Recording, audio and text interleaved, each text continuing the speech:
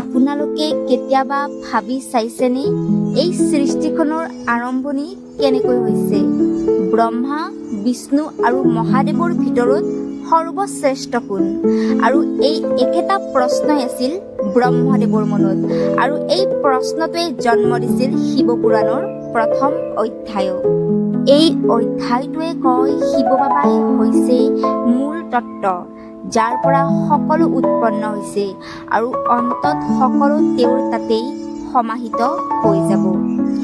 ব্ৰহ্মদেৱ আৰু বিষ্ণুদেৱৰ মাজত বাদ বিবাদৰ আৰম্ভ হ'ল যে কোন ডাঙৰ, কোন এই সৃষ্টিৰ সৃষ্টিকৰ্তা।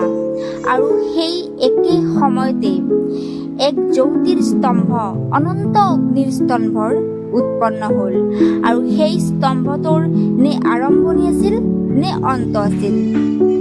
তেতিয়া বিষ্ণুদেৱে বৰা ৰূপ ল'লে আৰু স্তম্ভটোৰ তলৰ পিনে অন্ত বিচাৰিবলৈ গ'ল, আনহাতে ব্ৰহ্মদেৱে আৰম্ভণি বিচাৰিবলৈ হংস ৰূপ লৈ ওপৰৰ ফালে গ'ল। কিন্তু কোনেও সেই স্তম্ভটোৰ আৰম্ভণি আৰু অন্ত বিচাৰি নাপালে। শেষত বুজি পালে এয়া কোনো স্তম্ভ নহয়, এয়া বাবায়ে, এক অন্যতম বাবাৰ ৰূপ, যি অনন্ত, অব্যক্ত আৰু সৰ্বব্যাপী। এই স্তম্ভটোৱে হৈছে লিংগম, যাৰ নে জন্ম হৈছে নে যাক বনোৱা গৈছে, এইটোৱে আছিল স্বয়ম্ভু শিৱলিংগ, যিয়ে ব্ৰহ্মা আৰু বিষ্ণুৰ অহংকাৰ ভাঙি পেলাইছিল। ইয়াৰ পিছতেই বাবা প্ৰকট হ'ল আৰু ক'লে, মই নে জন্ম লওঁ নে মৃত্যু, ময়েই সৰ্বব্যাপী সৰ্বস্ব।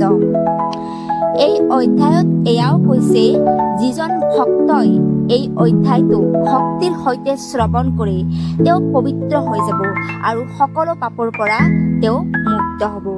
ইয়াত সেইজন ব্যক্তিয়ে এই যে অধ্যায় পঢ়িব, শুনিব, তেওঁ পৰাত্মাৰ যাত্ৰাত আগবাঢ়ি যাবলৈ সক্ষম হ'ব।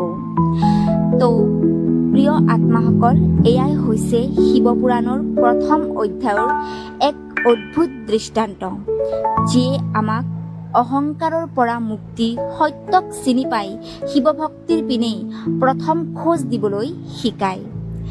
মই শ্ৰী বৰ্ষামাই আকৌ এক নতুন অধ্যায়ৰ সৈতে আপোনালোকক লগ কৰিম। যদি আপোনালোকে ভিডিঅ'টো চাই ভাল পাইছে, তেতিয়াহ'লে মোৰ চেনেলটোক ছাবস্ক্ৰাইব কৰিবলৈ নাপাহৰিব আৰু কমেণ্টত জয় শিৱ শক্তি লিখিব।